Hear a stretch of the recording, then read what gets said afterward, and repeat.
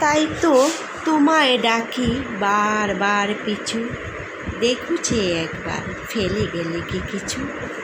বেলা নেই করেই তো পার করছো বেলা, পায়ের চাপে মারিয়ে যাচ্ছ ঘাস ফড়িং আর প্রজাপতির খেলা।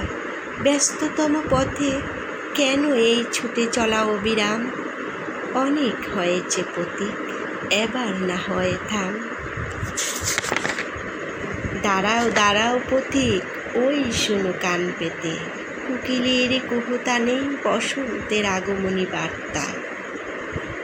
আর ঝরা পাতার মর্মরে বিরহী মনের আকুলতা।